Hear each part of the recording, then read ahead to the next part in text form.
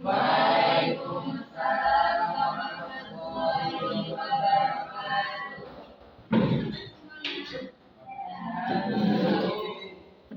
Sebelum memulai pelajaran, silakan kepada ketua kelas untuk memimpin doa.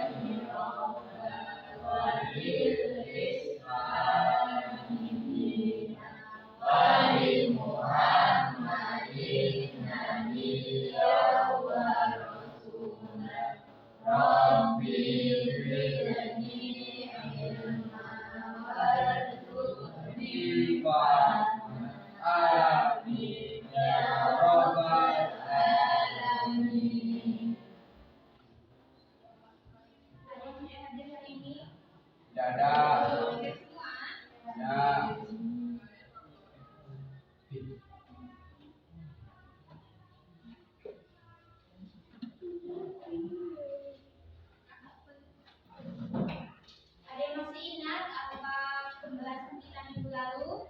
Faktor penyebab perubahan sosial dan keberagaman. Ya, faktor penyebab perubahan sosial dan keberagaman. Nah, apa saja faktor-faktornya? Demografi, ekonomi, lingkungan, agama, dan teknologi. Ya. Jadi faktor penyebab perubahan sosial dan keberagaman itu ada demografi, ekonomi, lingkungan, agama, dan teknologi. Nah, hari ini kita akan membahas tentang tantangan dan sikap terhadap pengaruh budaya, perubahan budaya tingkat lokal, nasional, dan global. Adapun tujuan pembelajaran kita hari ini yaitu dapat memahami apa saja tantangan dan sikap terhadap perubahan budaya di tingkat lokal, nasional, dan global. Silakan dibuka LKS-nya halaman 20.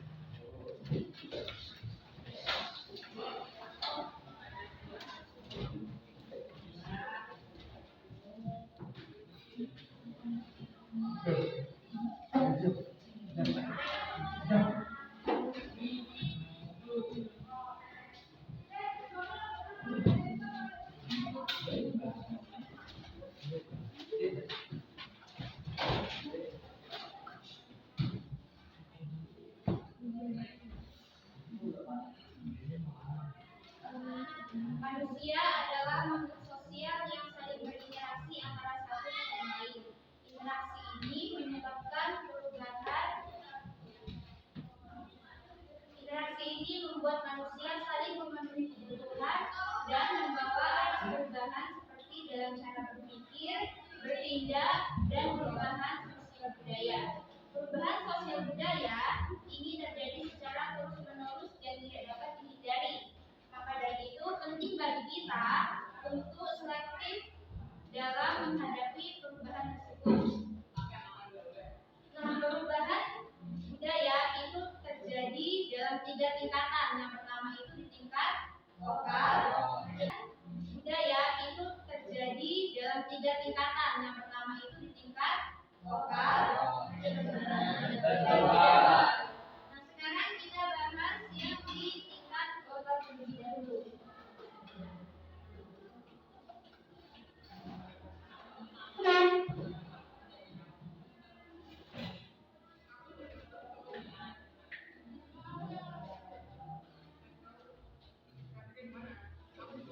Ya, yang pertama itu ada demografi. Demografi itu perubahan.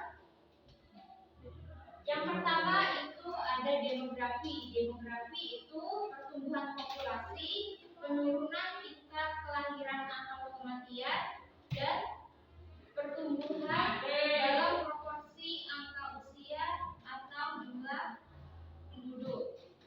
Kemudian yang kedua itu dalam bidang ekonomi.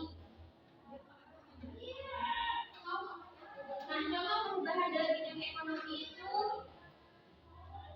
peningkatan atau penurunan pertumbuhan ekonomi, investasi baru, dan politik yaitu pergantian kepala daerah, perubahan kebijakan publik, dan pembentukan lembaga pemerintahan yang baru. Yang keempat itu ada bidang sosial. Dalam bidang sosial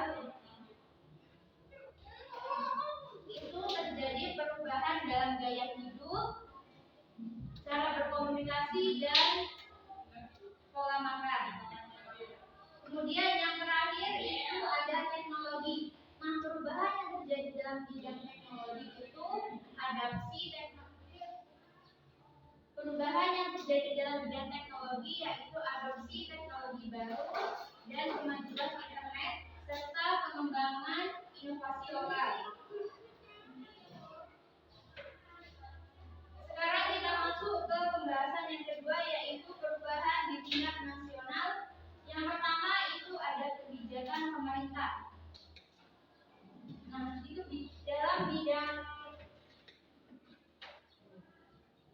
dalam aspek kebijakan pemerintah itu dalam 5 tahun sekali kita selalu berganti kepala negara atau presiden serta perubahan kabinet kerja.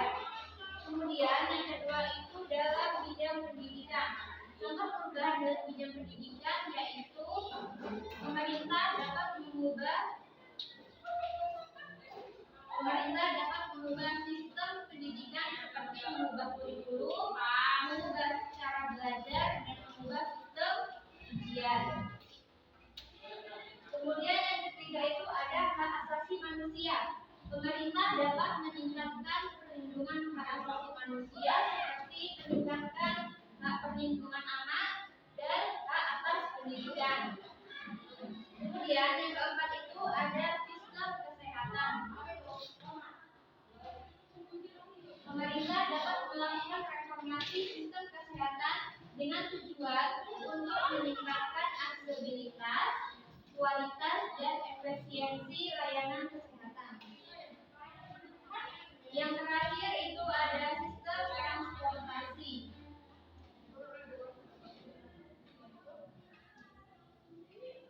Pemerintah dapat meningkatkan investasi di bidang transportasi seperti perbaikan jalan, sistem transportasi layanan publik, dan sistem infrastruktur transportasi lainnya.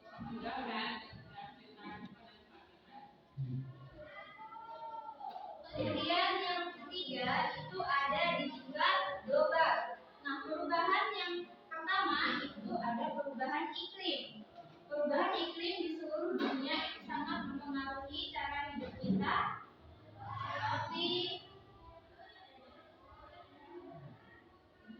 perubahan iklim di seluruh dunia mempengaruhi pola hidup manusia dalam berbagai aspek seperti kesehatan, perekonomian, atau pertanian. Kemudian yang kedua itu ada revolusi digital. Dengan berkembangnya teknologi dan internet, kita dapat mudah untuk mendapatkan informasi dari berbagai sosial media seperti WhatsApp, Instagram, Facebook, YouTube, atau TikTok. Kemudian yang ketiga itu ada krisis kemanusiaan. Krisis kemanusiaan itu seperti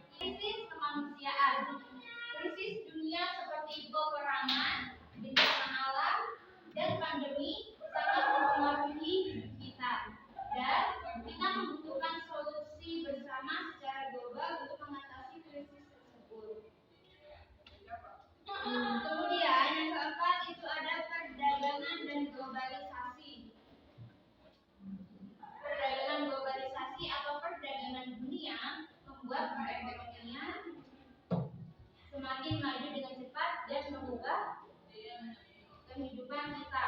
Tetapi di sisi negatifnya bisa memicu kesenjangan sosial ataupun masalah alam. Kemudian yang terakhir ada teknologi energi bersih. Beralih dari bahan bakar fosil menjadi energi bersih dapat mengatasi kerusakan lingkungan dan menekan emisi gas rumah kaca secara global.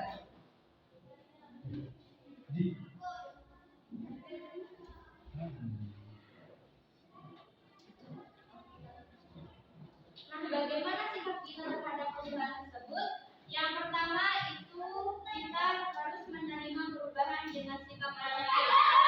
Yang kedua, evaluasi atau tinjau situasi. Yang ketiga, membuat rencana. Yang keempat, berkomunikasi dengan orang lain. Yang kelima, pantang menyerah. Dan yang keenam, terus belajar. Nah, dari pembahasan yang sudah disampaikan tadi, adakah yang ingin bertanya? Tidak. Langsung, Pak. Nah, untuk menguji pemahaman kalian, di sini Ibu akan memberikan beberapa soal latihan. Silakan dikerjakan di buku masing-masing dan dikumpulkan.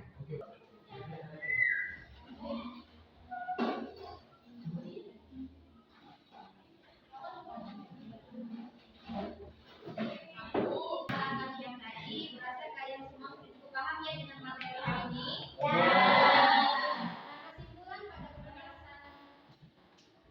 Kesimpulan pada materi ini yaitu perubahan budaya itu terjadi secara terus-menerus.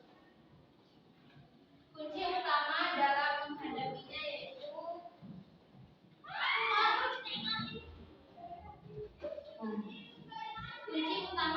menghadapi perubahan tersebut bukan dengan cara menutup diri, tetapi dengan cara mencintai budaya sendiri dan tetap menghargai perubahan yang ada. Nah, bagaimana perasaan kalian setelah mempelajari tentang perubahan budaya?